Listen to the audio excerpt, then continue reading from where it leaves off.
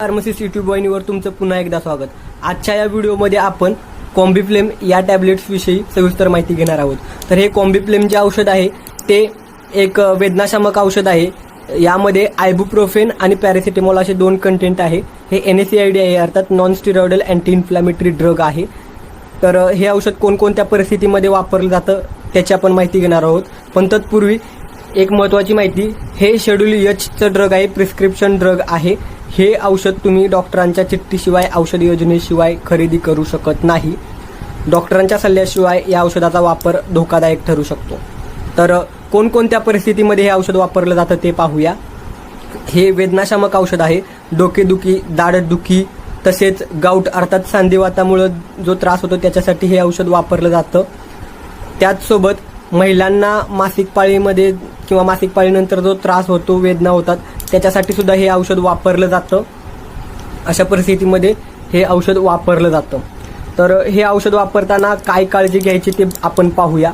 तर मित्रांनो, हे जे औषध आहे ते अशा व्यक्तींनी वापरायचं नाही ज्यांना अस्थमाचा त्रास आहे। जर तुम्हाला अस्थमाचा त्रास असेल तर हे औषध वापरायचं नाही, कारण याच्यामुळे ब्रॉन्कोस्पाझम होईल। यामध्ये आयबुप्रोफेन आहे, त्याच्यामुळं तुम्हाला ब्रॉन्कोस्पाझम होऊ शकतो आणि श्वास घ्यायला अधिक त्रास होऊन खूप मोठी समस्या होऊ शकते। त्यामुळे ज्यांना अस्थमाचा त्रास आहे त्यांनी या गोळीचा वापर करणं टाळायचं आहे। तसेच तुम्ही ॲस्प्रिन किंवा इतर non steroidal anti inflammatory drug याच्या आधी घेतला असेल, म्हणजे ही गोळी घ्यायच्या आधी, तर त्यानंतर या गोळीचा वापर करू शकत नाही। तर त्यामुळे हे औषध वापरत असताना तुम्हाला खबरदारी घ्यायची आहे। दिवसाला तुम्ही जास्तीत जास्त जर या गोळ्यांचा वापर करत असाल तर ते तुमच्या लिव्हरला अर्थात यकृताला डॅमेज करू शकतं। यकृत लिव्हर टॉक्सिसिटी होऊ शकते, त्यामुळं तसेच ॲलर्जिक रिॲक्शन होऊ शकतात। त्यामुळं या गोळ्यांचा जास्त वापर करायचा नाही। डॉक्टरांनी जेवढा डोस सांगितला आहे तेवढ्याच या गोळ्या घ्यायच्या आहेत। आता आपण पाहूया की या गोळीमुळं काही साईड इफेक्ट होऊ शकतात, कोणकोणते ते पाहूया। ही non steroidal anti inflammatory drug आहे। ही गोळी घेतल्यानंतर थोडंसं तुम्हाला ॲसिडिटीचा त्रास होऊ शकतो आणि अल्सरचा प्रॉब्लेम थोडाफार होऊ शकतो। तसेच कॉन्स्टिपेशन होऊ शकतं, बद्धकोष्ठता होऊ शकतं, संडासला होताना प्रॉब्लेम होऊ शकतो, बद्धकोष्ठता होऊ शकते। तर अशा काही समस्या थोड्याफार जाणवू शकतात। त्यामुळं या औषधांचा वापर डॉक्टरांच्या सल्ल्यानंच करायचा आहे, स्वतःच्या मनानं करायचा नाही हे, कारण हे प्रिस्क्रिप्शन ड्रग आहे। आणि हे औषध वापरत असताना तुम्हाला काही समस्या येत असतील तर डॉक्टर आणि फार्मसिस्टचा जरूर सल्ला घ्यायचा आहे। याचा डोस डॉक्टरांनी जेवढा सांगितला आहे तेवढाच घ्यायचा आहे। मित्रांनो, ज्या महिला गर्भवती आहेत त्यांनी या औषधाचा वापर करणं टाळायचं आहे। डॉक्टरांच्या सल्ल्यानेच कुठल्याही औषधाचा गर्भवती महिलांनी वापर करायचा आहे।